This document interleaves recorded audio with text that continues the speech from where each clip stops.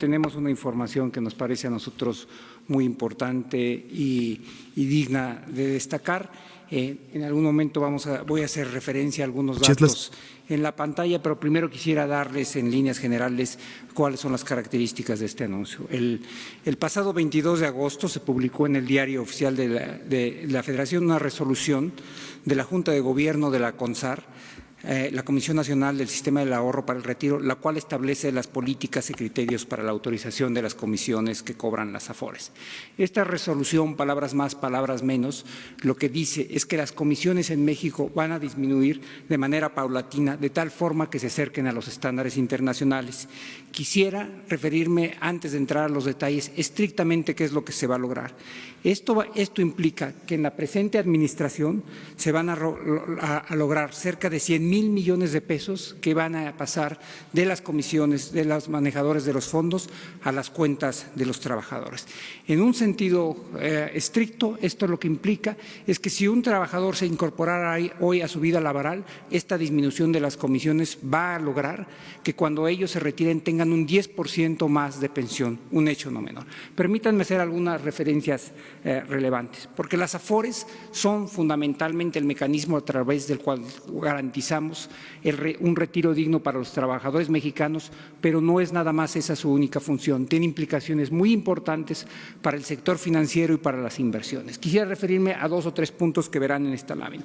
Si vemos el segundo punto, las AFORES manejan hoy ya el 15.6% equivalente del Producto Interno Bruto, cerca de 3.7 billones de pesos. Es la fuente más confiable y de más largo plazo para las inversiones mexicanas. A través de las inversiones de las AFORES se fondea al sector de carretero, al sector de comunicaciones, al sector de energía, al sector de vivienda y se fondea también al gobierno federal mexicano. Las AFORES tienen un monto muy importante de las emisiones del gobierno federal mexicano. Quisiera referir también a otro punto que está aquí antes de saltar a la siguiente gráfica. Hubo retiros por 75,398 millones de pesos, lo cual quiere decir que es un sistema muy dinámico con entrada de trabajadores y trabajadores que están entrando al retiro. La siguiente, por favor. ¿Qué tan importantes son las AFORES? Esta gráfica nos da una idea del ahorro acumulado en los últimos 11 años. En el 2008, las AFORES representaban únicamente el 7.5% del Producto Interno Bruto. Hoy el ahorro de ellas representa el 15.5% del producto. Como les decía, es la fuente más importante para el financiamiento de los proyectos de largo en el país. No solamente del gobierno federal, sino también del sector privado. La siguiente, por favor. Ahora bien, ¿por qué es importante este ahorro y por qué es importante el anuncio que estamos haciendo en materia de comisiones?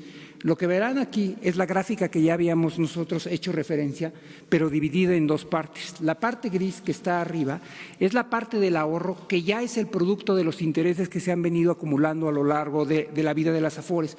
Por eso es muy, muy importante que la mayor parte de los productos que se generan por las AFORES puedan ir hacia los trabajadores.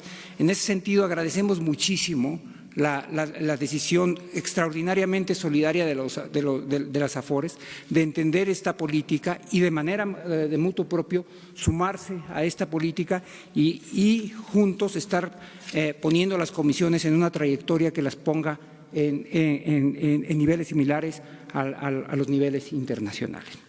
¿De qué depende las pensiones de los trabajadores?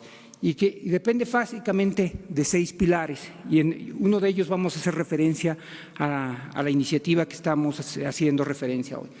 La primera, por supuesto, depende de qué tanto ahorran los trabajadores, es la tasa de aportación y ahí es lo que ahorran los trabajadores, lo que se les retiene y lo que los empleados también aportan ahí. El segundo es el periodo de retiro, no es lo mismo la pensión que va a tener un trabajador que cotiza solamente por 10 años a un trabajador que cotiza por 30, 35 años.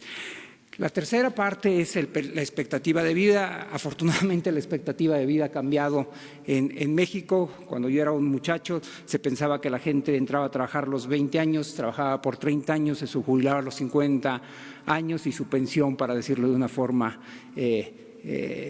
no directa terminaba alrededor de los 60 años. Esto ha cambiado. Hoy los mexicanos tienen una expectativa de vida de más de 70 años. Si los mexicanos llegan a los 65 años, su expectativa de vida es arriba de 80 años, lo cual quiere decir que los trabajadores mexicanos y los mexicanos en general estamos viviendo más, pero también que el periodo después de que nos retiramos es más largo, y por eso tenemos que asegurarnos que el ahorro para el retiro es suficiente para tener una vida digna.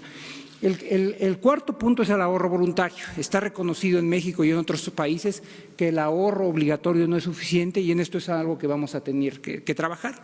El quinto punto tiene que ver con una iniciativa de nosotros que ya está en el Senado, que fue aprobada en la Cámara de Senadores, que fue aprobada por la Comisión de Hacienda de la Cámara de Senadores y que ya nada más está pasando por un voto en el Pleno, que requiere a permitirles a las AFORES que tengan un régimen de inversión que les permita tener mayores ganancias, para que estas ganancias sean a su vez transferidas a los trabajadores. Y el último punto, el que está señalado ahí hacia la izquierda, tiene que ver con las comisiones y tiene que ver con el acuerdo que estamos anunciando hoy, una disminución en las comisiones por el manejo de los fondos de pensiones de ahorro de los trabajadores se traduce necesariamente en mayores recursos para los trabajadores, y por eso esto es muy importante. Nos quedan algunos temas sobre los cuales trabajar. Uno muy importante, este es el primer paso hacia un nuevo modelo de pensiones que nos permita asegurar que los trabajadores tendrán los recursos necesarios en su retiro. Nos quedan algunos temas en el tintero. Uno de ellos es el aumento del ahorro y uno más tiene que ver con el aumento, el ahorro voluntario. Por esta vía, alrededor de 82.564 millones de pesos se han venido dando, que es un incremento del 19%, pero estamos muy por abajo de los estándares internacionales. ¿Qué tiene que ver este tema de las comisiones y por qué es relevante? Como pueden ver, alrededor del año 2008, las comisiones eran de 1.89%. Fueron bajando de manera paulatina hasta el año 2018, en donde las comisiones promedio eran de 1.01. En las primeras semanas de esta administración logramos un acuerdo con las AFORES donde se rompió por primera vez la barrera, yo diría incluso casi psicológica, del 1%. Parece muy poco esta caída de 3 puntos base. Pero esta caída de 3 puntos base, nada más de 3 puntos base, significó casi 10.000 millones de pesos adicionales para el ahorro de los trabajadores. Los estándares internacionales a los que se estamos refiriendo de manera un poco laxa implicaría una caída más o menos de entre 25 y 30 a 35 puntos base, y eso representaría alrededor de 100.000 millones de pesos más para los trabajadores mexicanos. Eso quiere decir que una disminución en las comisiones se traduce necesariamente en un aumento de las pensiones de los trabajadores. Eso es un tema muy importante para nosotros, es muy importante para el gobierno, y es un tema que también, queremos decirlo de manera muy clara, es muy importante para las AFORES. Por eso les estamos muy agradecidos de que hayan suscrito esta iniciativa, de que se sumen a esta iniciativa y de que juntos estemos trabajando en una agenda que nos permita ir garantizando un mejor retiro para los trabajadores mexicanos. Primero, yo soy partidario de la libertad de expresión. No creo en la regulación. Creo, como lo sostenía Sebastián Lerdo de Tejada, que la prensa se regula con la prensa. O sea, no tiene que haber censura, tiene que haber libertad absoluta. Aquí también aprovecho, porque tengo que ir contestando, es mi oportunidad. Aprovecho para decir que no tuvimos absolutamente nada que ver en la salida de Televisa de Loret de Mola. Para que quede claro. ¿Asegura su papá, Rafael Loret de Mola, que usted tuvo un contrato con Televisa para que salieran por 1.000 millones de pesos? No es cierto. Lo quiero dejar así de manifiesto. Nosotros nunca le hemos pedido a un director de un periódico, al dueño de una estación de radio, de televisión, que censure a un periodista. No solo eso, ni siquiera le hemos pedido, como se dice coloquialmente, frías a nadie en medios de comunicación, porque también se puede dar el caso de que vengan a vender favores. Lo que diga mi dedito. Nada. Que quede esto totalmente claro. No somos iguales. Nosotros tenemos principios, tenemos ideales. Y lo que estimamos más importante en nuestra vida es la honestidad. Entonces, aprovecho para aclarar. Gobierno de México.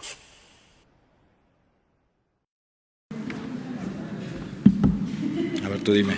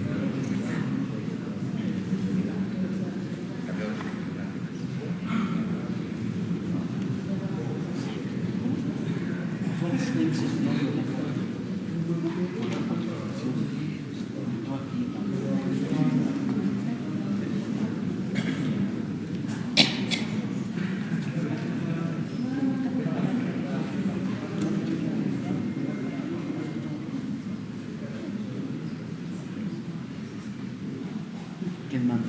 ¿Quién manda?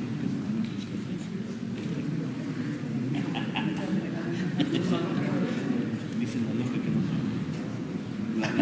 son. No.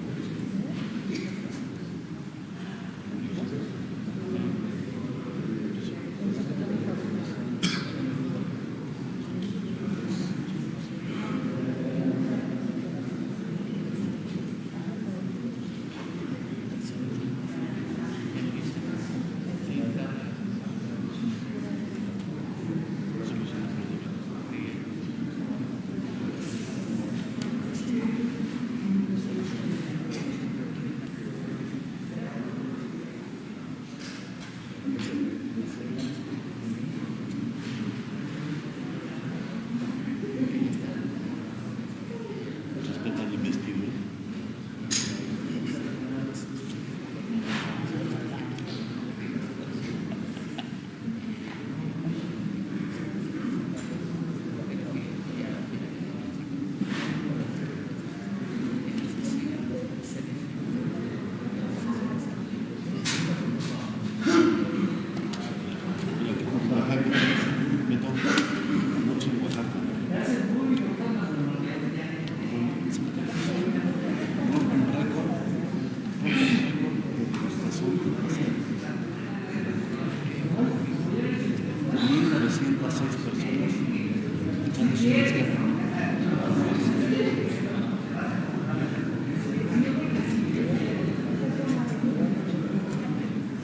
Vas a dormir, güey.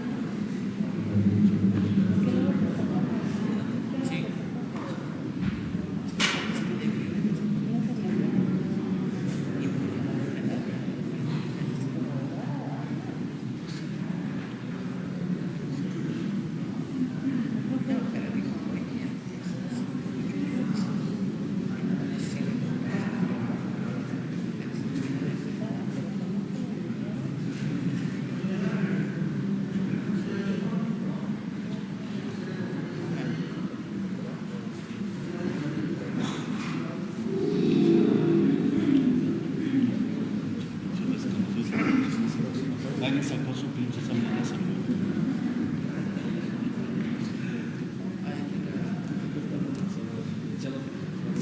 Es que acabo de ver el trailer. No sé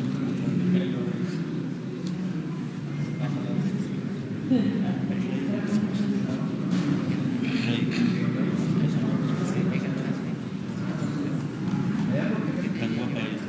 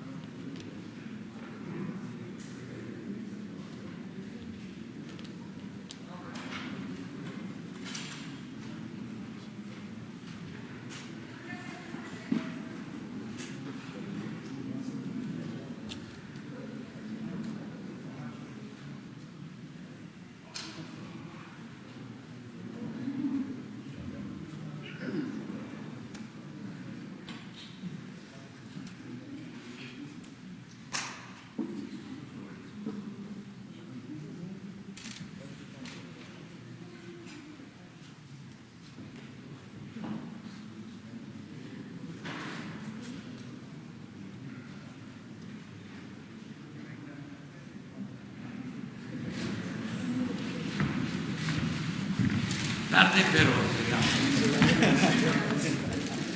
buenos días. Ya les vamos a avisar para que de esa manera no esperen tanto y puedan descansar más. Bueno, vamos a dejar la sesión de hoy para preguntas y respuestas. No hay exposición de ningún tema. Nada más nos ordenamos. A ver, Isabel, y luego tú, los dos. Buenos días, señor presidente. Isabel Arvide. Oiga, si quitamos esa frase de encontró un mugrero y todas las referencias a la corrupción, que ya lo tenemos muy en claro, ¿cuál sería en estos meses desde que llegó a la presidencia el impedimento más grande que ha tenido? Algo que le haya atado las manos para poder gobernar como usted lo planeó todos estos años que fue candidato. Algo que lo limite, que no sea ni la corrupción ni el mugrero. Bueno, un problema grave, pues es el de la inseguridad y el de la violencia. Eso es lo que más me preocupa y ocupa en este tiempo, porque, como lo he dicho en otras ocasiones, se dejó crecer, se atendió mal.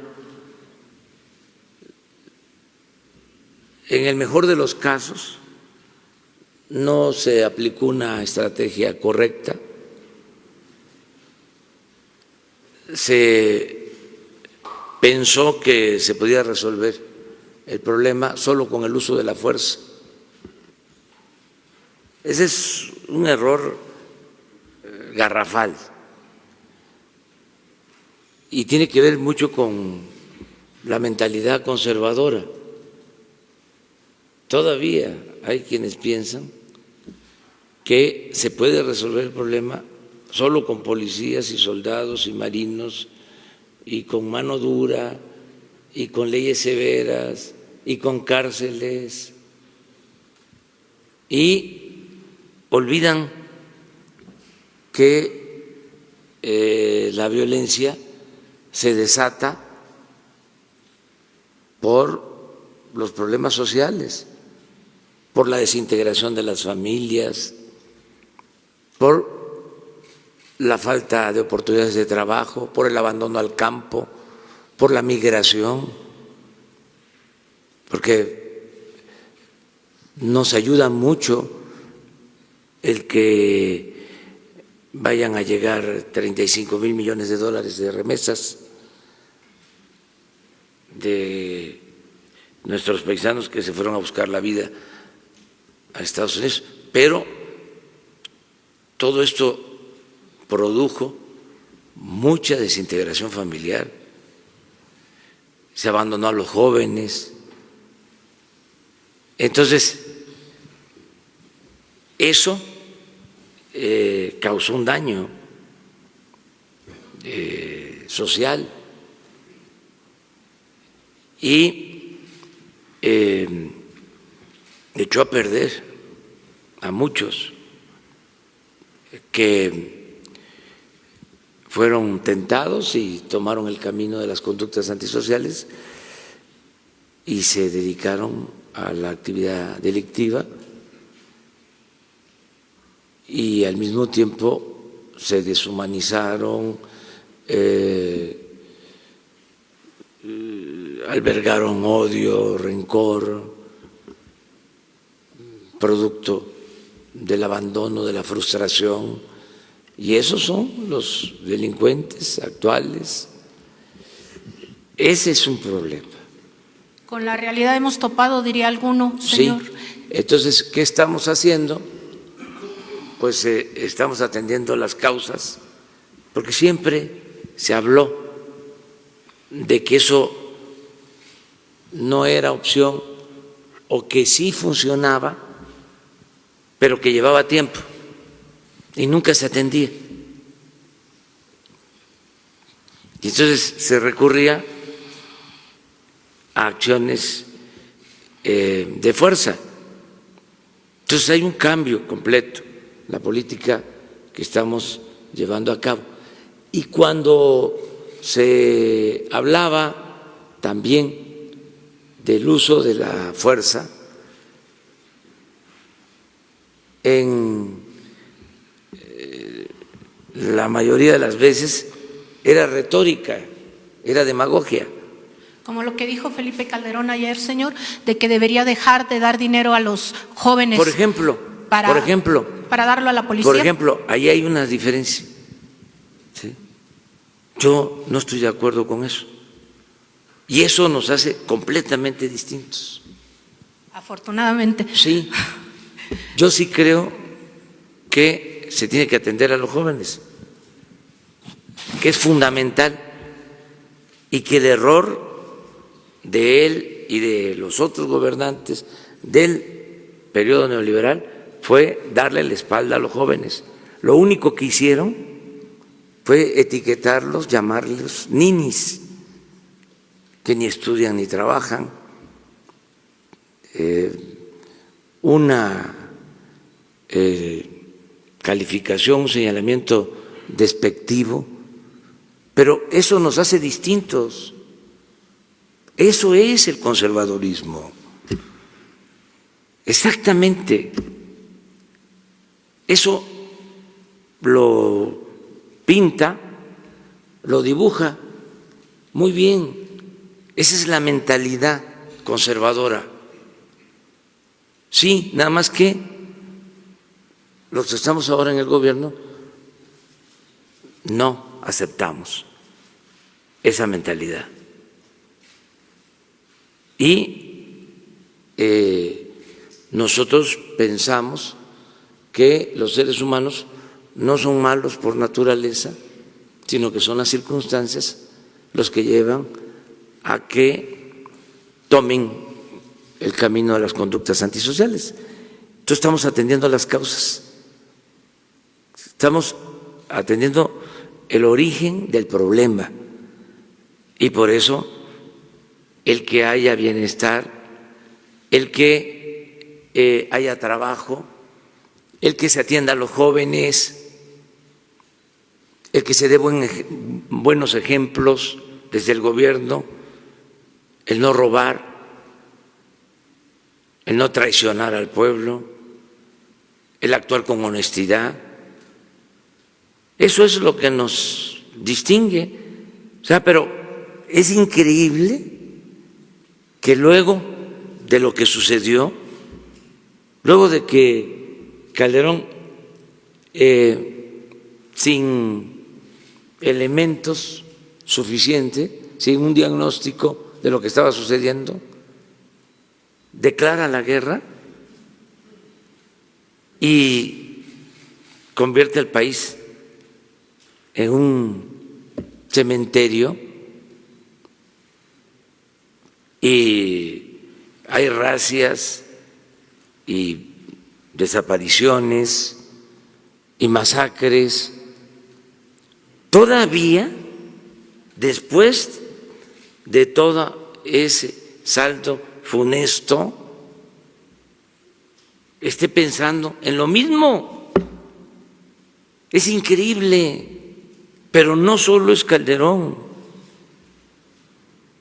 En abono a él, es toda una corriente de pensamiento.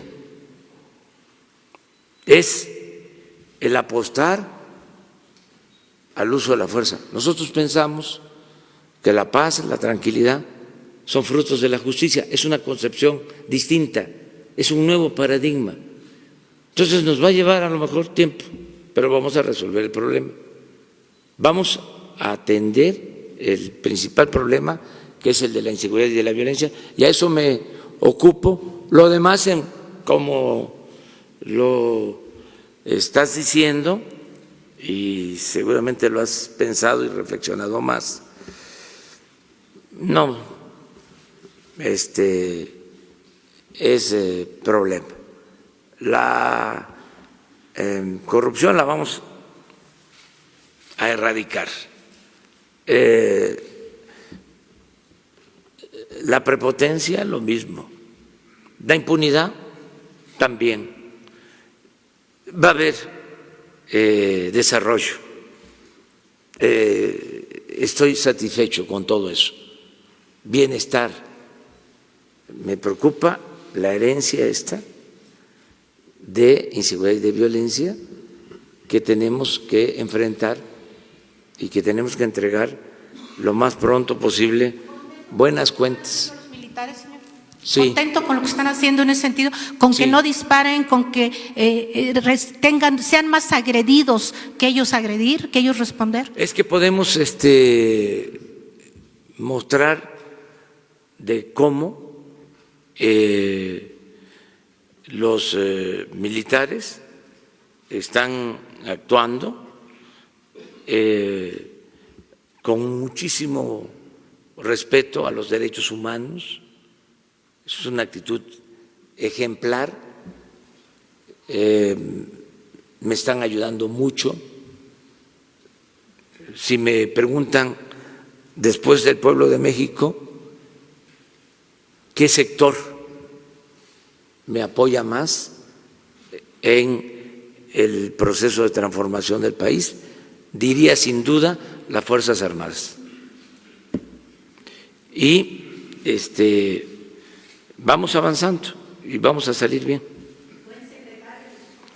Es bueno el secretario y muy bien también el secretario de Marina, el almirante Ojeda, los dos,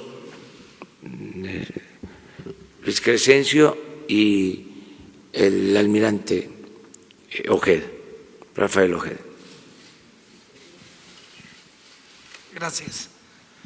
Gracias, presidente. José Sobrevilla, de Noreste, Veracruz, en alianza informativa con Frecuencia Informativa Escrita de Michoacán. Queremos preguntarle, de acuerdo con una investigación periodística durante la gubernatura de Lázaro Cárdenas Batlle, la constructora Odebrecht hizo la construcción de la presa Francisco J. Mújica en la Tierra Caliente. Esto fue entre 2008 y 2010. Ya durante el gobierno de Leonel Godoy le fueron entregados $433,000 a través de la banca privada de Andorra. Después vino una serie de cantidades en dólares entregadas que beneficiaron a varias personas, incluso Leonel Godoy, al asumir la gubernatura, otorgó a Odebrecht una ampliación de contrato, del contrato original con 601 millones de pesos y autorizó obras adicionales. Esta presa se construyó con 86% de fondos estatales y 14 federales. Sin embargo, uno de los beneficiados de estos sobornos de Odebrecht en Michoacán fue Gabriel Mendoza Jiménez, quien en su momento fue director general de la Comisión para el Desarrollo Económico y Social y actualmente es secretario técnico del Consejo Nacional de Seguridad, según hizo oficial, me parece que en diciembre, Alfonso Durazo. La pregunta es, ¿descuidos como este podrían meter ruido a su discurso sobre el combate a la impunidad y la corrupción? ¿Qué mensaje le mandaría a los michoacanos? Bueno, pues si hay investigaciones en curso sobre este asunto, se tienen que atender y a nosotros nos corresponde también revisar si hay investigaciones en contra de estos funcionarios públicos. Para eso es la Secretaría de la Función Pública. Ya nosotros tomamos nota de lo que nos estás mencionando. Las empresas, en el caso incluso de Odebrecht, tenían contratos, esta empresa en particular, con varios gobiernos en México y en América Latina. Era una empresa en su momento famosa, estaba de moda, hubo contratos en Veracruz, este contrato en Michoacán y en otras partes. Lo que hay que ver es si actuaron con legalidad o si hubo corrupción. Eso es lo que se tiene que revisar, si hay denuncias por corrupción sobre estos asuntos.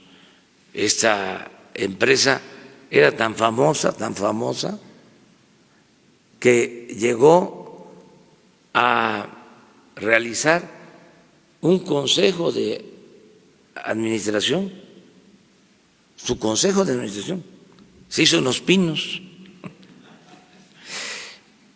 En ese entonces era presidente, bueno, ya no voy a decir quién, investíguenlo, pero ya porque si no va a parecer que es un asunto de fijación personal, sí, y pero lo que quiero decir es que era muy solicitada. Hay documentos en donde se le pedía a autoridades de Brasil que esta empresa participara en México, o esta empresa pedía que vinieran funcionarios de Brasil. Estaba de moda esta empresa, pero lo que hay que ver es si lo que hicieron estuvo mal, porque tienen una planta, por ejemplo, de polietileno en Coatzacoalcos, que está funcionando, que no hay denuncia en contra de la empresa, o al menos no se ha ventilado nada, aun cuando se acusó de que Pemex les entregó y les sigue entregando por el contrato materia prima en condiciones especiales a Odebrecht. Entonces hay que ver eso. Ok, presidente, gracias por su respuesta. Y una segunda y última pregunta que es del interés también de los veracruzanos. El próximo 30, o sea mañana, usted visitará Veracruz por 11ª ocasión y estará en Atzalan y Papantla. Sin embargo, pese a que el Tajín está inscrito en la lista de Patrimonio Mundial de la UNESCO, en días pasados el gobierno del estado de Veracruz autorizó la entrada de maquinaria pesada en terrenos aledaños que generó daños a la estructura de la zona arqueológica. El INAH asegura que tiene interpuestas 30 demandas penales contra quien resulte responsable. Al respecto, los veracruzanos quisiéramos saber lo que opina el presidente de estos hechos, ya que el gobernador del estado no se ha manifestado al respecto. Pues yo creo que debe de castigarse a quienes afectan zonas arqueológicas. Es un patrimonio cultural, histórico de primer orden que debemos cuidar. Ahora precisamente voy mañana ya, vamos a visitar esa zona y la gente me va a informar sobre este tema. Gracias, presidente. Buenos días, presidente. Los múltiples amparos que se han interpuesto para que se construya el aeropuerto de Santa Lucía, así como la refinería Dos Bocas y probablemente lo de Tren Maya, han sido interpuestos por jueces que representan grupos fácticos, económicos y políticos que ya están perdiendo al México que les correspondía según ellos. A través del artículo 105 constitucional, y que seguramente tendrá un desahogo en la segunda sala de la Suprema Corte de Justicia de la Nación, se quitarán o echarán por debajo esos amparos. ¿Cuándo o qué días su gobierno ya empezará ese trámite para que obviamente empiecen esas obras que detonarán obviamente empleos y el desarrollo de este país, presidente? Sí, estamos ya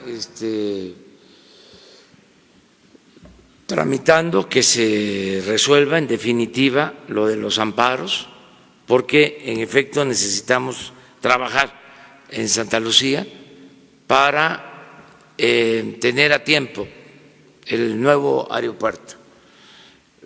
Yo espero que en unos días más el Poder Judicial resuelva sobre estos asuntos. Esa es la información que tengo, que se va a resolver pronto. Se va a aplicar el principio de justicia pronta y expedita, porque se requiere, es un asunto de interés nacional. Necesitamos construir ese aeropuerto. Y hay, como lo hemos estado diciendo, y se puede constatar, una especie de sabotaje legal, la promoción de amparos masivos, ya no sé ni cuántos, pero yo hablaba de 40, luego me dijeron que 80, luego más de 100 amparos para impedir que avancemos. Esto también tiene que ver con el conservadurismo. Así actúan. Desgastan incluso un derecho que es fundamental para el ejercicio de las libertades, el amparo, pero no les importa, porque el propósito es que fracasemos, que nos vaya mal. Están obnubilados, fuera de quicio, y no se dan cuenta que con esa actitud pues afectan el desarrollo del país, pero además que al final de cuentas no van a lograr su propósito, porque nosotros vamos a seguir defendiendo todo lo que consideremos bueno para el desarrollo de México y somos perseverantes. No vamos a hacernos a un lado, no vamos a dar ni un paso atrás, ni siquiera para tomar impulso. Además, hasta nos estimula cuando hay estos actos irracionales. Como decía Ponciano Arriaga, entre más me golpean, más digno me siento. Es decir, y vamos a seguir adelante. Entonces, estamos esperando que resuelva el Poder Judicial, porque lo que quisieran también estos conservadores, que son además de corruptos muy, con todo respeto, torpes, lo que quisieran es que, cayéramos en una provocación y que nos lanzáramos en contra del Poder Judicial para poder decir, ya bien, ahí está el autoritarismo, ¿no? No. Nosotros llegamos aquí para construir una auténtica democracia, no una dictadura. No tenemos nosotros afanes autoritarios. nada por la fuerza, todo por la razón y el derecho. Y es muy fuerte el uso de la razón. Es una arma muy poderosa, muy poderosa. Es lo que he dicho en otras ocasiones, como la fuerza de la opinión pública.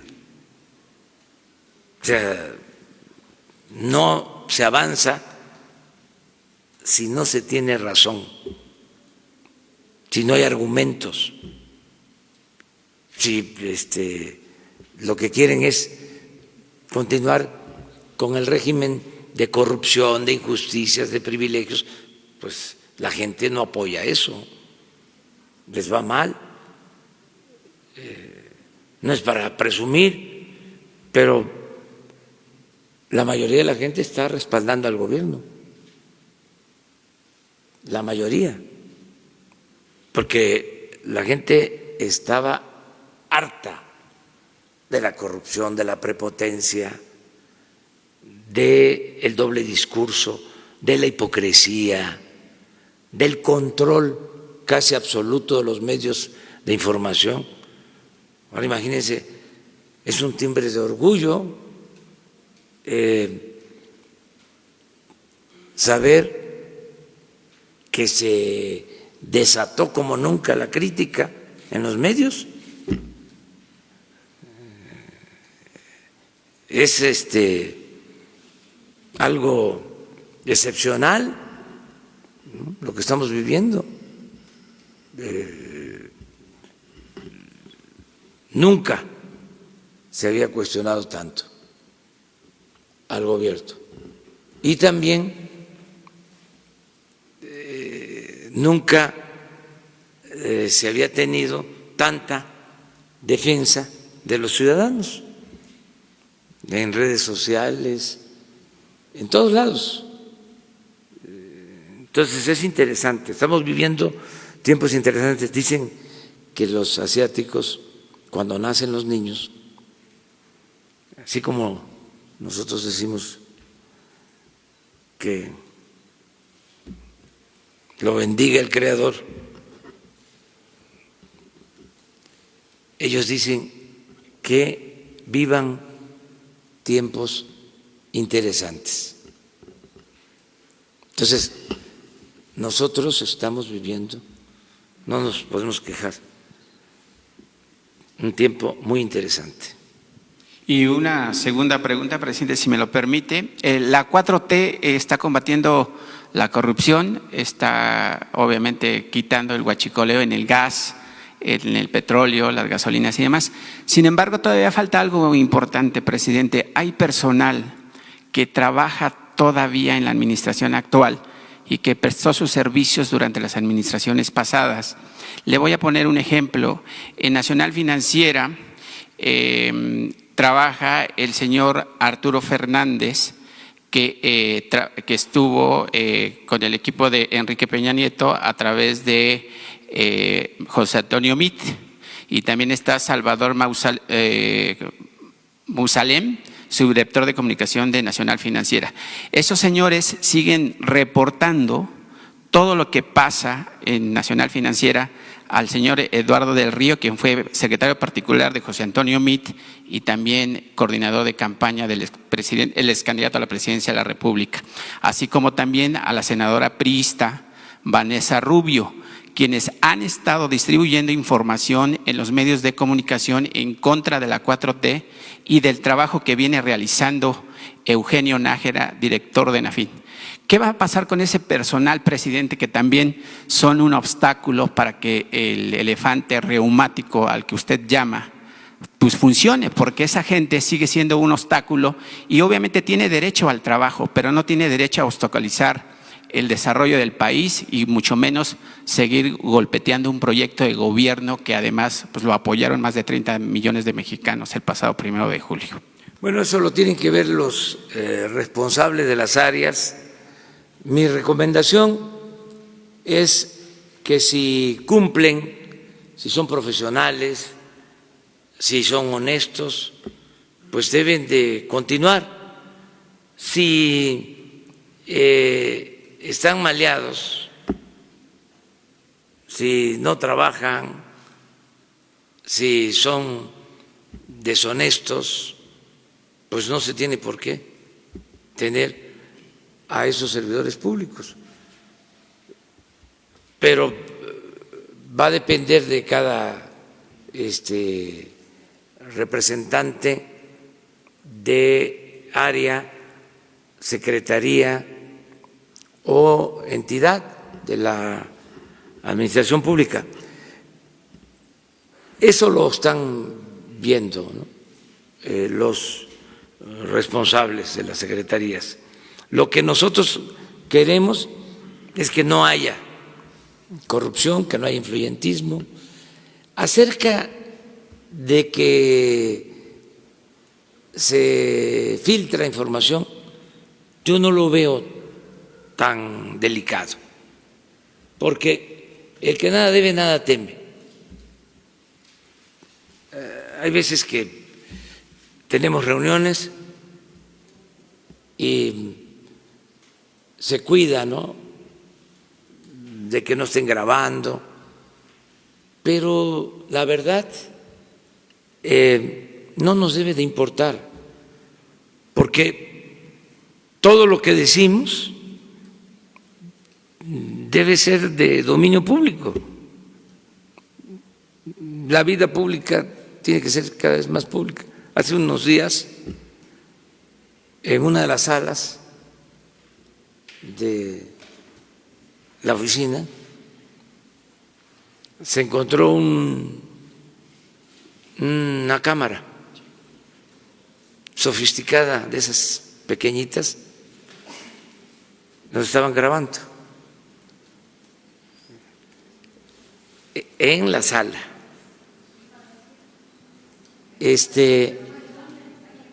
Aquí en Palacio.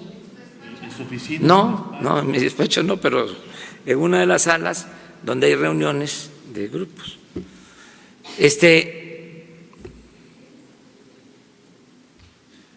¿Y qué logran con eso? Si lo que hablamos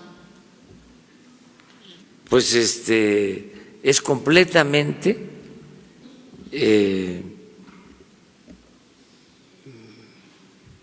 legal,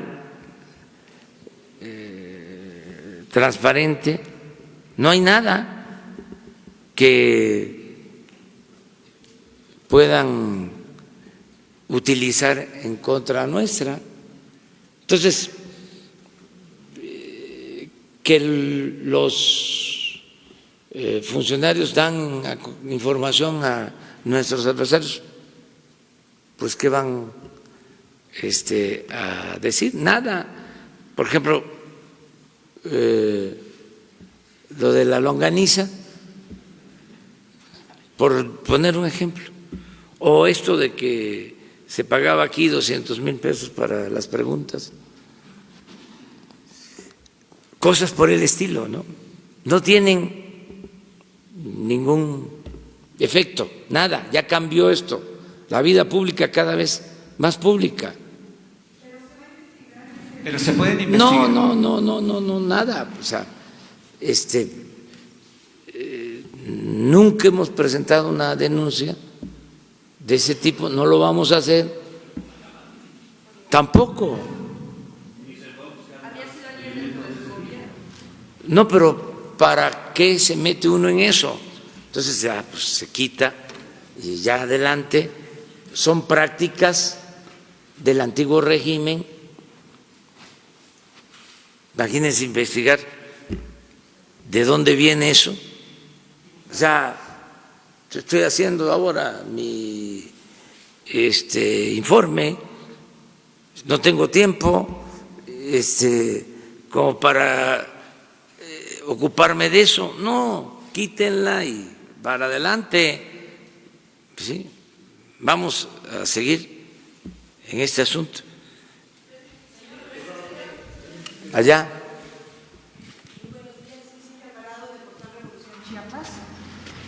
Gracias.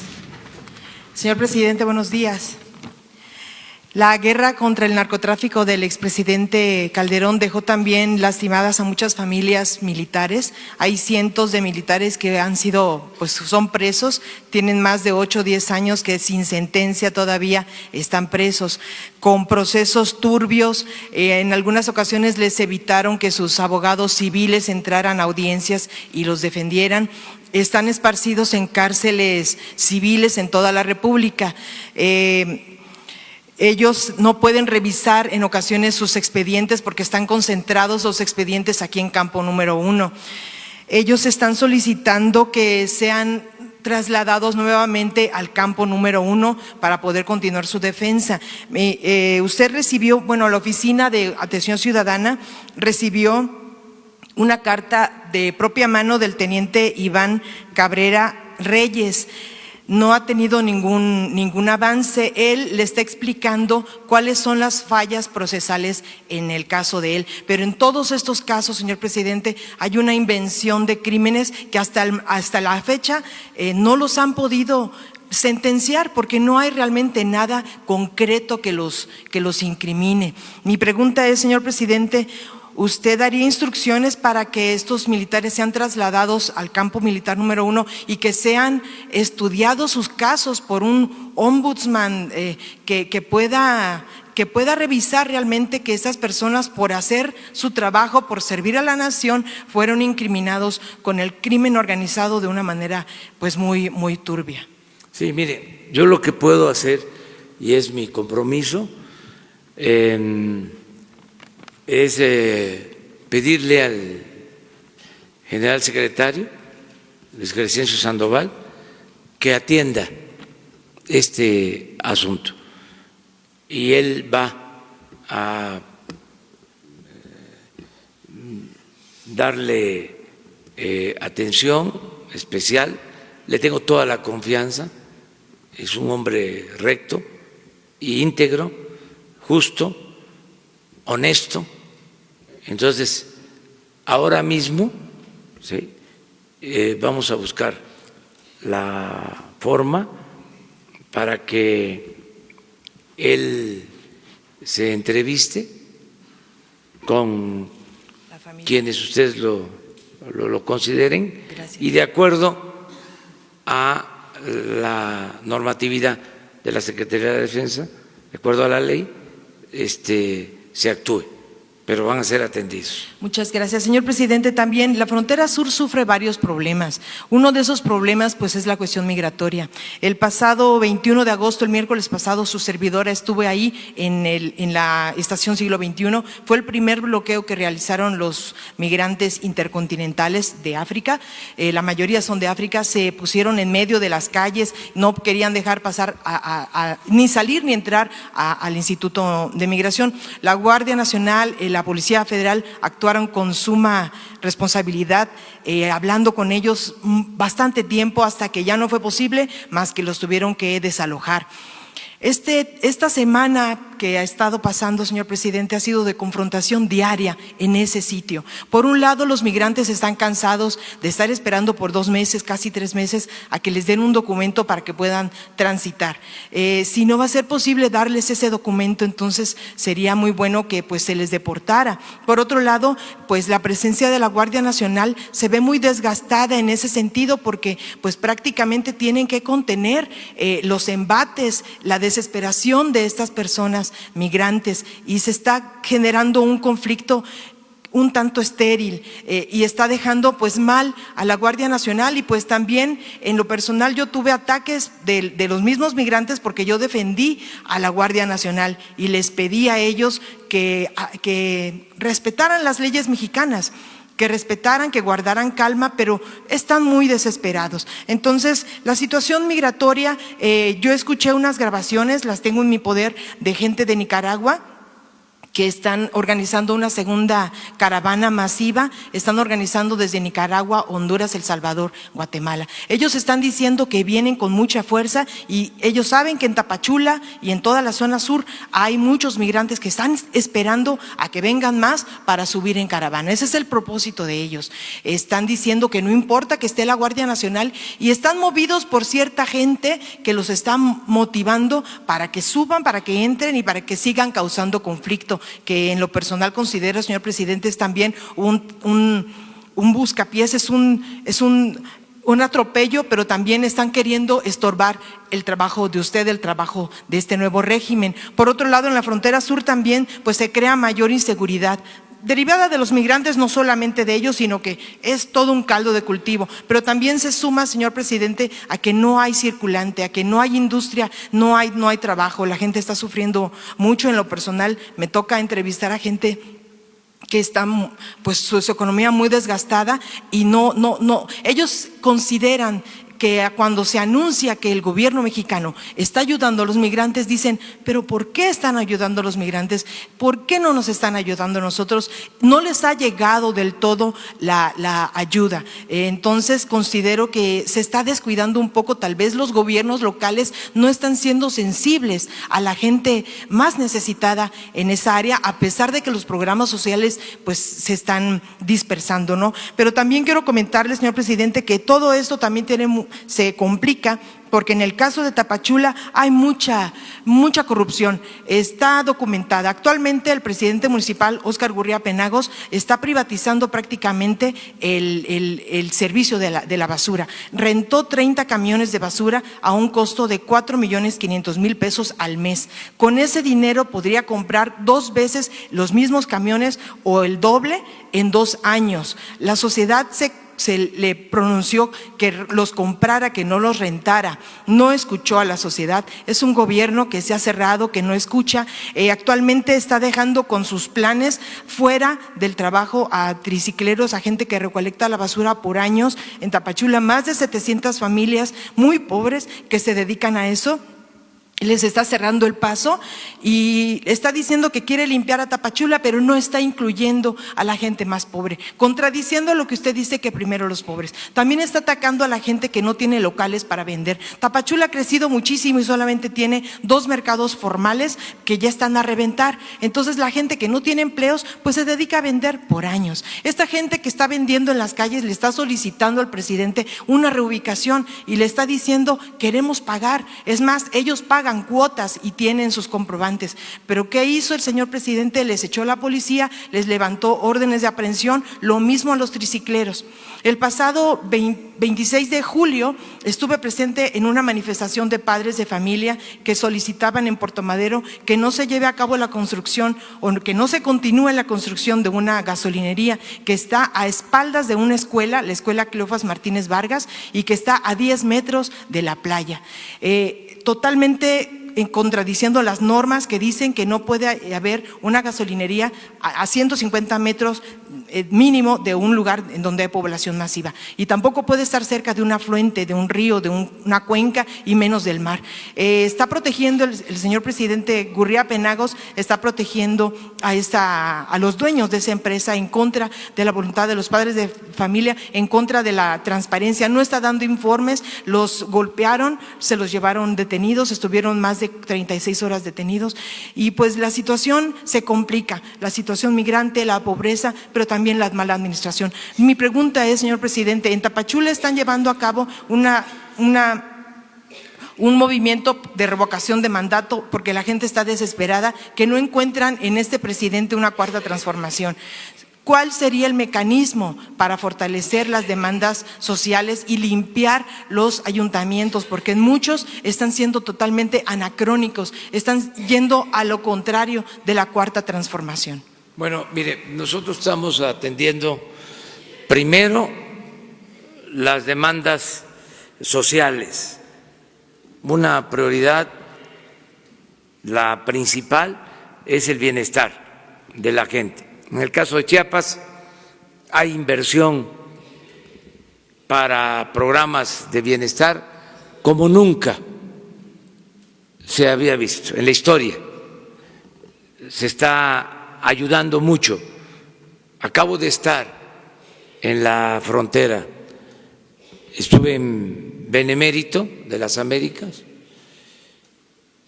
en la frontera con Guatemala, y pude constatar que se están aplicando los programas de Sembrando Vida, la atención a los jóvenes, los adultos mayores están recibiendo su apoyo, las personas con discapacidad, en fin, hay una atención especial a la gente humilde, a la gente pobre en Chiapas, y se están dando oportunidades de trabajo.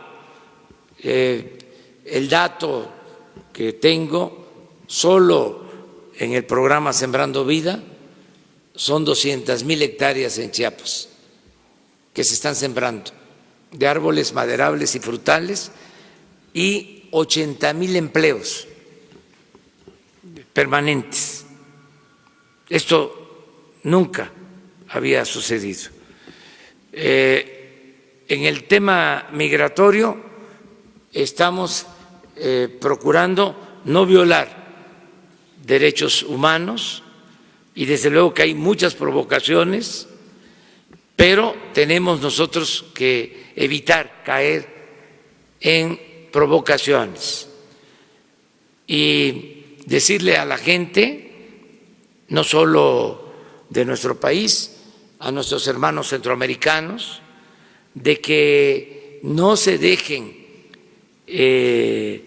manipular, que no se dejen engañar por traficantes de personas, porque hay toda una red que se dedica a esto, se les conoce coloquialmente como polleros, que hacen su agosto, que cobran cantidades considerables por trasladar a migrantes, y son los que organizan estas caravanas. No es que surjan de manera espontánea, es una red que existe. Bueno, todos estos que cobran, que trafican con la necesidad de trabajo, de bienestar, de seguridad de los migrantes, pues están cometiendo un delito. Y si continúan con esas actitudes, pues van a ser sancionados. Ya lo estamos haciendo en el caso de México. Y sin violar derechos humanos, estamos cuidando que no haya anarquía, desorden, y no vamos a ceder, porque esto que ha estado sucediendo últimamente en Tapachula, pues tiene como propósito el que se obligue a las autoridades mexicanas a dar certificados para que sean admitidos los migrantes en Estados Unidos. Eso no lo podemos hacer, no nos corresponde. Entonces, esas protestas pues no van a tener ningún resultado, que no se dejen los migrantes engañar, repito, manipular por estos señores que se dedican a sacar dinero, engañando, enganchando a gente que necesita de trabajo. Estamos, en el caso de Chiapas, y también ayudando en Centroamérica para que haya empleo y para que la gente no se vea obligada a emigrar.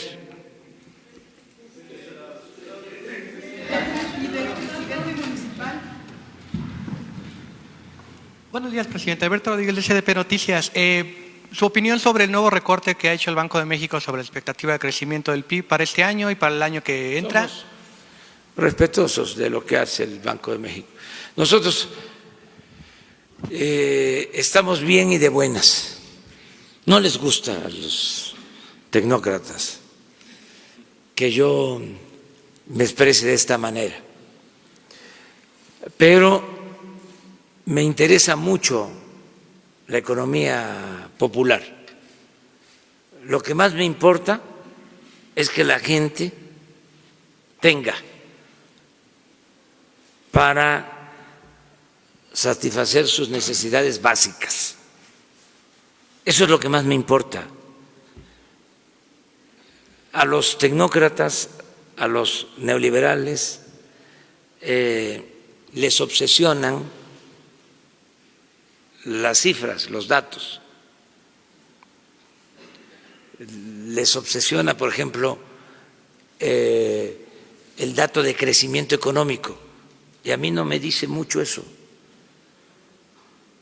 porque puede ser que una empresa, o dos, o tres, o cinco, o 10, o un grupo de empresas o de bancos tengan muchas ganancias, pero que ese dinero no beneficie a la gente, que incluso que ni siquiera se quede en México.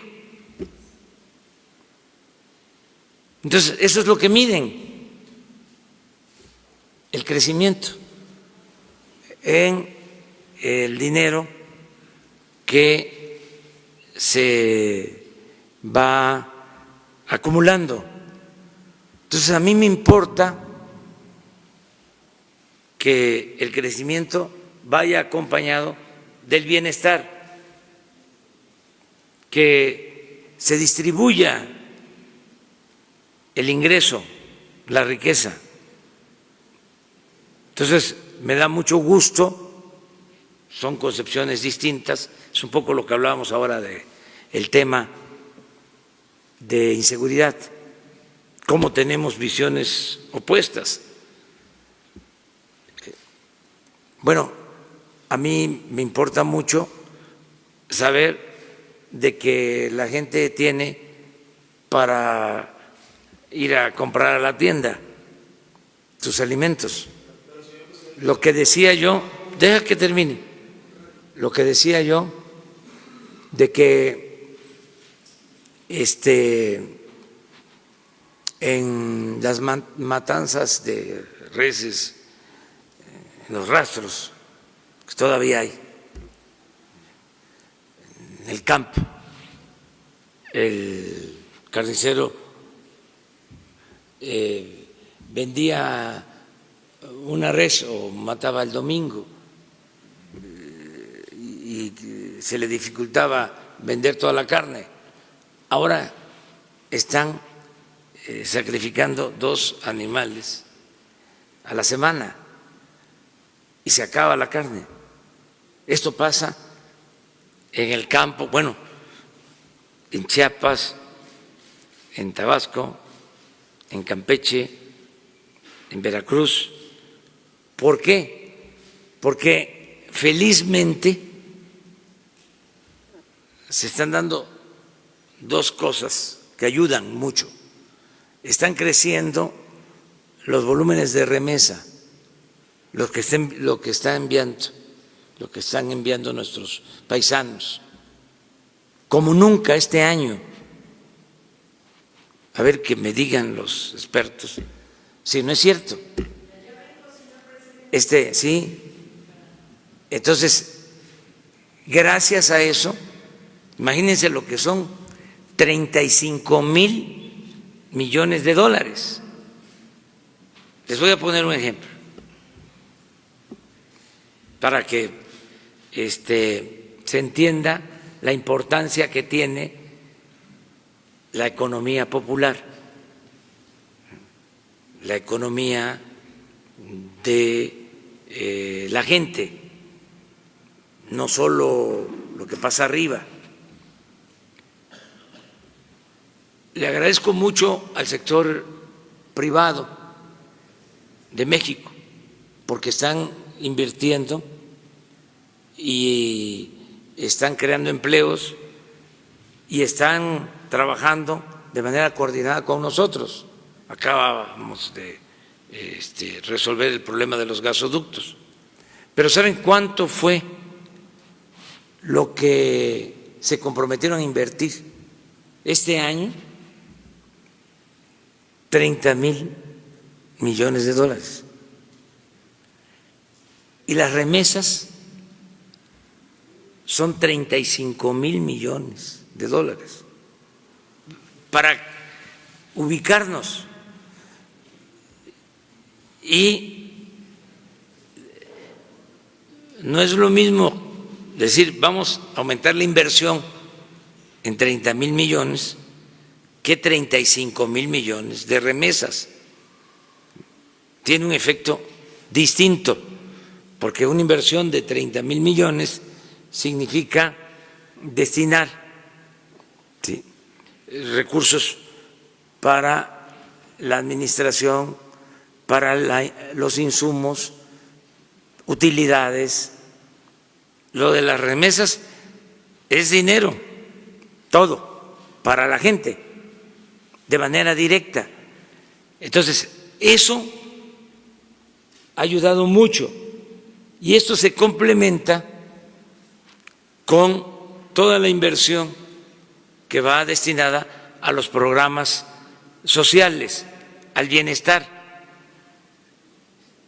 Estos dos elementos, más el trabajo que lleva a cabo la gente, su economía de autoconsumo, su siembra para tener su maíz.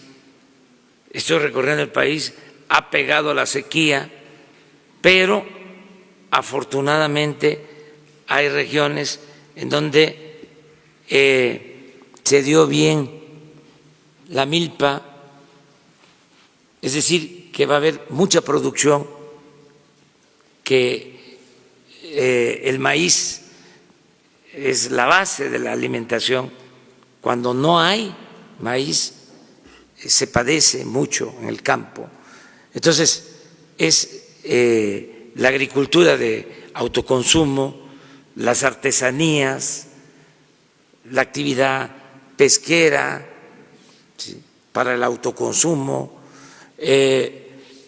Todo eso es la economía popular. En eso estamos muy bien y es lo que más me importa, es lo que más me preocupa y ocupa.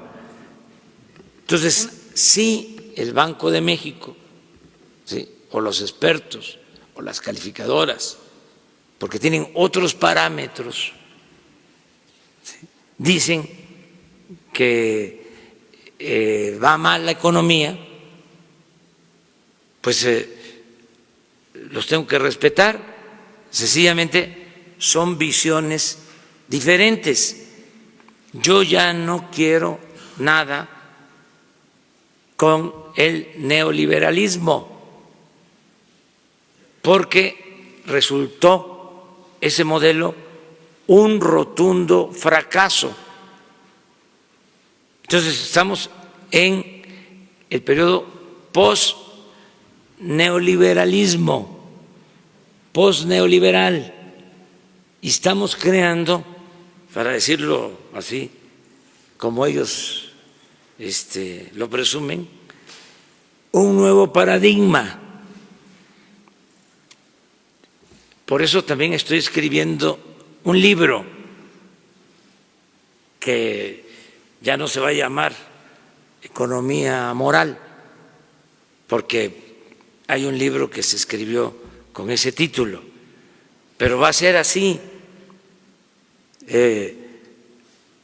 la moral y la economía, porque es una forma distinta, diferente de medir el bienestar, de concebir cómo lograr una sociedad mejor. Gracias. Una segunda pregunta. Una de las crisis institucionales más grandes que hay en este país es en Veracruz, en este conflicto que se da entre el gobierno local y la Fiscalía Independiente. Ya son varios desencuentros los que ha habido en este estado. ¿El gobierno federal puede hacer algo y está dispuesto a hacer algo para destrabar este conflicto, aunque esto signifique la salida de alguna de las dos partes? Nosotros tenemos que ser respetuosos de lo que hagan los gobiernos estatales, las fiscalías estatales y la Fiscalía Federal. Lo que sí es un hecho es que hay un problema en Veracruz heredado por las autoridades anteriores y no solo por las autoridades locales, también por las autoridades federales, porque en el Congreso se aprobaron reformas que llevaron a que estas instituciones que son fundamentales, como las fiscalías, las nombrara, o a los representantes los nombrara el gobernador en turno. Y son inamovibles. Pero no solo eso, les dan 10 años y a veces hasta más. Entonces, los gobernadores, no todos desde luego, pusieron en estas instituciones gentes de su confianza. Sí, entonces fue un abuso y esto sucedió en el caso de fiscalías y en el caso de los fiscales anticorrupción, una burla. Imagínense el gobernador nombrando al fiscal anticorrupción y por 10 años. Entonces, todo esto, desde luego que genera conflictos, ha generado problemas, se tiene que ir resolviendo. Y el planteamiento nuestro es que trátese de quién se trate, si hay contubernio con la delincuencia, se tiene que castigar. Yo creo que sí. Pienso que la Fiscalía debe de hacer una investigación a fondo. En el caso de Veracruz y en todos los casos. En todos los casos, sí. ¿Tiene más de 20 casos ese fiscal? Sí, y que no se archiven las denuncias. Miren, hay dos cosas que se tienen que combatir. Una es la delincuencia, las conductas ilícitas, lo que tiene que ver con la actuación del crimen organizado. Se tiene que enfrentar. Pero otra, igual de importante, para no permitirlo, para castigarlo, es el contubernio. Yo les diría que eso es todavía peor, el que la delincuencia tenga el apoyo, el respaldo de la autoridad. Porque si no hay frontera, si no hay una línea divisoria entre delincuencia y autoridad, no se avanza. Son cosas elementales. Es como el combate al consumo de la droga. Tenemos que hacer un gran esfuerzo para bajar el consumo.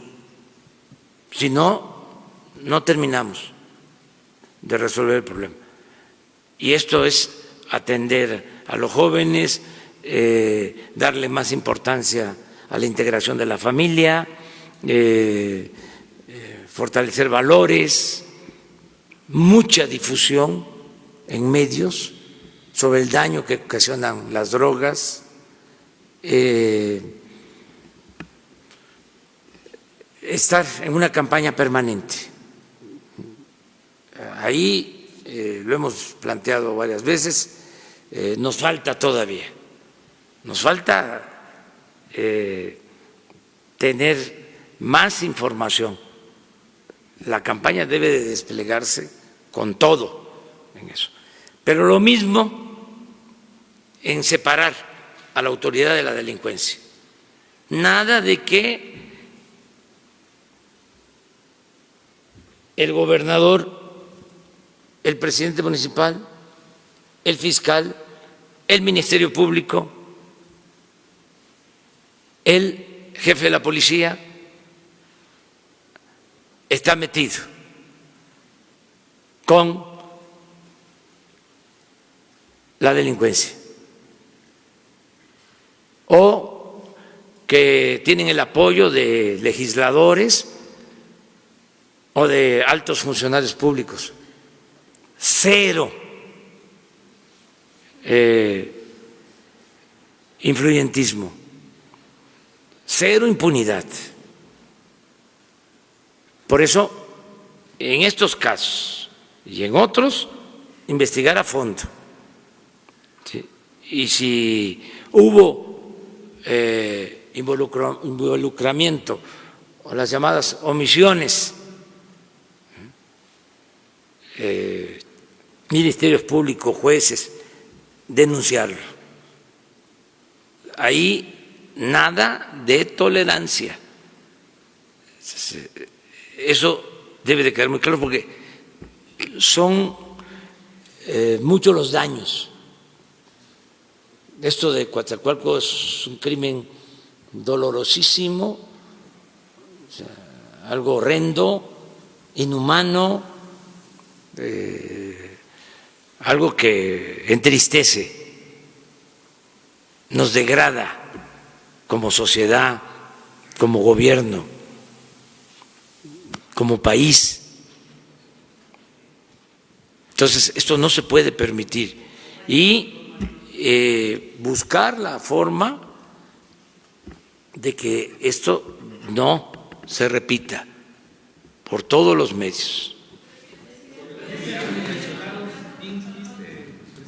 A ver. Señor presidente, Jaime Hernández, de Bajo Palabra. Los jubilados y pensionados del IMSS y del ISSSTE de todo el país solicitan su intervención o su apoyo. 1, para pedirle la cancelación del UMA y 2, que se nivelen sus jubilaciones y prestaciones conforme al tabulador de salarios mínimos. ¿Qué opinión le merece esta petición? Es una demanda que tienen, el que sus pensiones se midan, se establezcan a partir del salario mínimo. Se está viendo eso. Tiene que ver con la disponibilidad de recursos, que tengan ellos la seguridad de que todo lo que signifique hacer justicia se va a analizar y que el presupuesto va a tener antes que ningún otro destino el propósito de ayudar a la gente, a los más necesitados, pero que lo estamos analizando, lo estamos viendo. A ver. Sí, buenos días, señor presidente. Demián Duarte, de Pasión por los Negocios, Política Rock and Roll, Proyecto Puente, de Hermosillo, Sonora. Bueno, primero que nada, decirle que es usted muy bienvenido a nuestro estado ahora que nos va a visitar el lunes, y plantearle, usted sabe, hay muchos temas en Sonora, y uno en particular se relaciona con el anuncio muy positivo que se hizo el pasado martes respecto al tema de los gasoductos. En Sonora tenemos 2 de esos 8 gasoductos. Ambos gasoductos tienen problemas. Uno en particular es el gasoducto Sonora, como le conocemos, que pasa precisamente desde el norte hasta el sur del estado y conecta con Sinaloa. En Loma de Bacum, la tribu Yaqui, o una facción de la tribu Yaqui, debería decirlo, se ha opuesto a la operación y construcción de este gasoducto en específico. Preguntarle si hay una manera de que usted, como lo planteó, intervenga precisamente para resolver ese problema en específico. Y además el otro gasoducto, el de Grupo Carso, también tiene problemas por el derecho de vía con algunos ejidatarios. Preguntarle si hay posibilidades de que la presidencia intervenga para resolver ambos. Y si me permite hacerle una segunda pregunta. Estamos interviniendo. La Secretaría de Gobernación, la licenciada Olga Sánchez Cordero, está atendiendo este asunto y vamos a seguir ayudando para destrabar estos conflictos y que podamos liberar los ductos. Esto nos ayuda. Antes, a lo mejor, se podía pensar, se está entregando el país, están haciendo su agosto, están haciendo negocio, están lucrando las empresas, el gobierno no nos representa y es una gran injusticia la que se está cometiendo. Luego entonces yo bloqueo, yo me opongo, yo pues me defiendo de distintas maneras, un poco guardadas las proporciones, lo que pasaba con el huachicol, de que ¿por qué no voy yo a ir a una zanja en donde hay una toma clandestina si ahí está la gasolina y la recojo y de eso vivo porque no tengo otra opción y además los del gobierno se roban todo? Bueno, eso ya no pasa. Los del gobierno no se roban el dinero. Y hay trabajo. Entonces ya no hay una justificación para cometer un ilícito. Es lo mismo en el caso de los ductos. Es decir, ahora resulta que si se detiene la construcción de los ductos, pues pierde el pueblo, porque es la Comisión Federal de Electricidad, no es la empresa. Y ahora la Comisión Federal de Electricidad es de la nación, porque llegó el momento en que ya no era de la nación,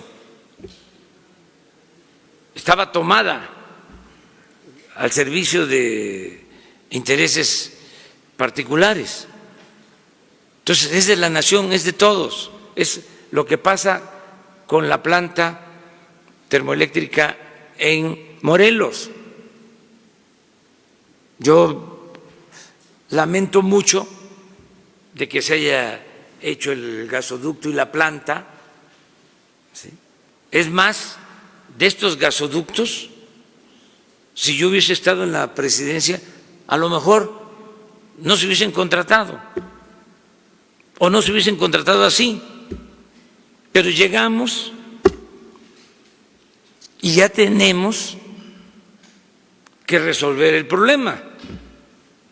Ni modo de decir, lo hicieron otros y ahí que queden los tubos, con la inversión, con las demandas en contra del gobierno, con el desprestigio por el gobierno por no cumplir contratos, aunque los hayan hecho las pasadas administraciones y no en las mejores condiciones para el país. Entonces tenemos que actuar. En el caso de Morelos, esa planta que podemos operar, si se permite conectarla, faltan 100 metros. Lo que produciría esa planta de energía es lo que se consume de energía en todo Morelos. Y es una inversión de más de 20,000 millones de pesos.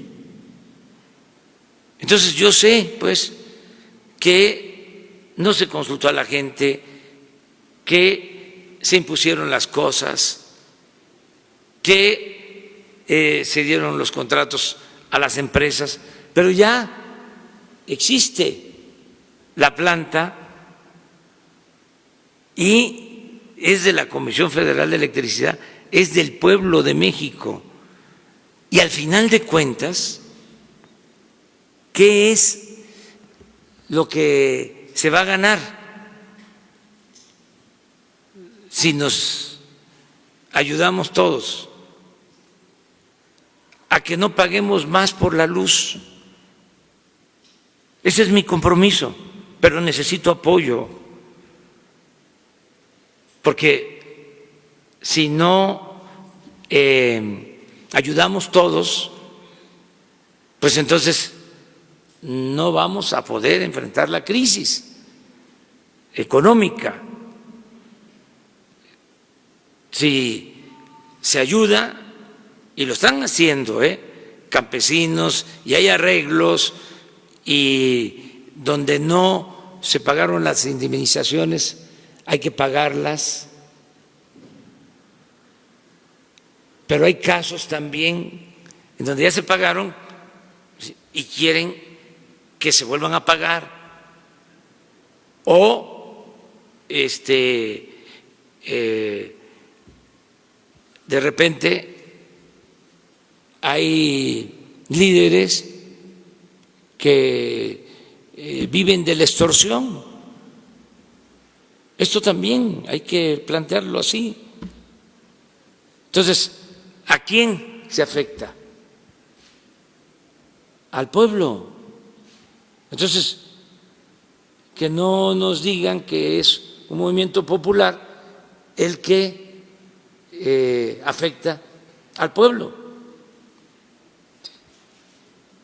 Entonces, todo esto se tiene que ir entendiendo. Ya cambiaron las cosas.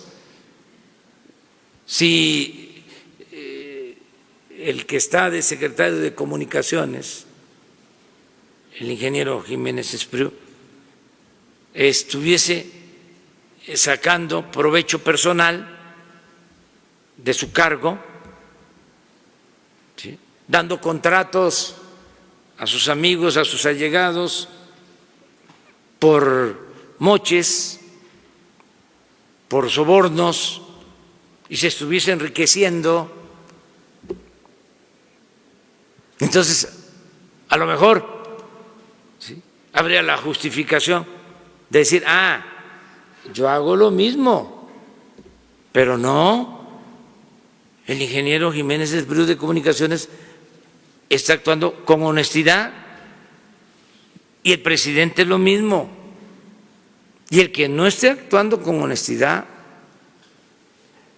se va y se puede ir a la cárcel, porque la corrupción es delito grave, pero todos tenemos que portarnos bien para poder salir adelante. Entonces sí vamos a ir a Sonora. Sí. Señor presidente, otro tema, usted ha dicho y ha planteado que la cultura y la educación son temas igual de importantes o incluso más que el tema del deporte, que bueno, ha estado muy en auge y en boga en estos días. Sonora, que es mi estado, pues es normalmente fuente y origen de muchos artistas, de mucho talento. Le quiero plantear dos cosas en particular sobre Sonora. Hay una escuela preparatoria en particular que se llama, o conocemos como CEDART, José Eduardo Pearson, que tiene 40 años operando en Sonora. Es una escuela de excelencia, de donde sale mucho talento. El asunto es que no tiene instalaciones propias, no tiene infraestructura, está anexa a lo que es la Casa de la Cultura de Hermosillo. Preguntarle si existe la posibilidad de que el INBA, porque depende del INBA en particular, tome cartas en ese asunto en específico, porque tiene más de 37 generaciones que han egresado de ahí, de jóvenes muy talentosos y que simplemente pues no tienen las condiciones para operar de manera adecuada. Preguntarle si hay manera de que se intervenga en ese asunto en particular. Y el segundo, hay una científica sonorense que se llama Gloria Elena León Paz. Ella creó un sistema para ver literalmente el ADN. Ella lo ha querido traer para aportarlo como su aportación en lo personal para identificación de problemas de salud en el pueblo, en general en el pueblo de México. Ella me pidió que se lo planteara de esta manera, se lo planteé también al secretario de Salud, que si existe la posibilidad de entrar en contacto y que su creación científica, válgame, pues pueda aportarse aquí para beneficio de la nación. Muchas gracias. Sí, en los dos casos le voy a pedir aquí a Jesús que te ponga en comunicación con la Secretaria de Cultura para el primer planteamiento y con la directora de CONACYT para lo segundo y que platiquen. Me tengo que ir, les invito porque vamos a tener un encuentro con los jóvenes talentos que participaron en la Olimpiada del Conocimiento. Vamos a tener con ellos un encuentro. Miguel, ¿va a estar mañana? ¿No va a estar? ¿No va a estar aquí? ¿Mañana? ¿Sí? Porque estabas pidiendo la palabra, entonces mañana te toca. ¿Sí? Sobre el tema de que murió de cáncer. ¿Tú también vas a estar mañana? ¿De dónde vienes? Minnesota, la nueva joya radio. A ver, ya. Buenos días. Tú mañana. Buenos días, señor presidente. Muchísimas gracias y felicitaciones. Todos son famosos, de verdad, porque ha tenido un impulso extraordinario este tipo de conferencias, señor presidente. Soy María Elizabeth Bello Caro, vengo de la Nueva Joya Radio y el saludo también del presidente, el señor Leo Álvarez. En primer lugar, les dije a mi auditorio, yo soy de Perote, Veracruz, pero ya tengo 12 años viviendo en Minneapolis, Minnesota, que es la frontera casi con Canadá.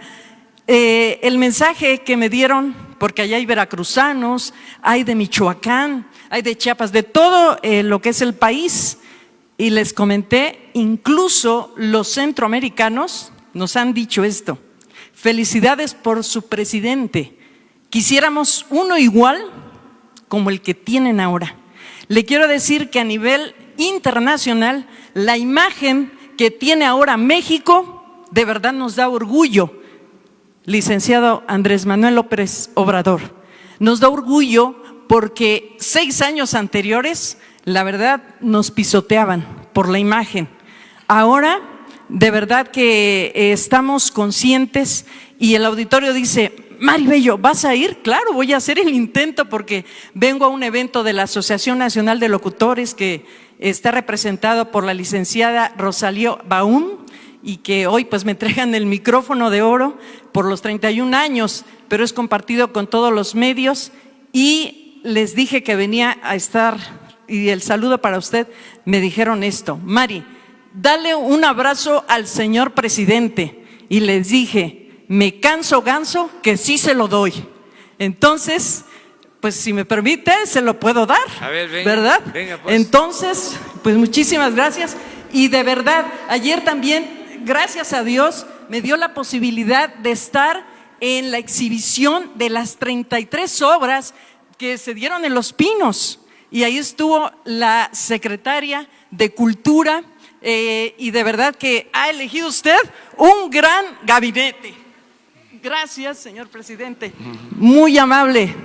Gracias. Y yo lo entrevisté en Perote, Veracruz, cuando usted era candidato a diputado y me dijo, hablaba en aquel tiempo del Fobaproa.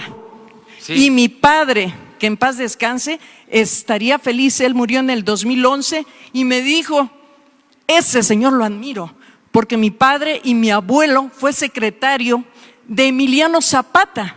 Mi abuelo era de dinero, abandonó todo por irse con Emiliano Zapata, el señor Alberto Bello García, que está en el cielo y que seguro está orgulloso de que tenga un presidente como usted. Bueno, un saludo a todos los paisanos, ya lo he dicho varias veces, son nuestros héroes vivientes, nuestros paisanos. Un abrazo cariñosísimo y no les vamos a fallar. Adiós, adiós. Y me canso ganso. Exactamente. Ya cumplí, así es que nuestra gente. Muchísimas gracias y felicidades a todos.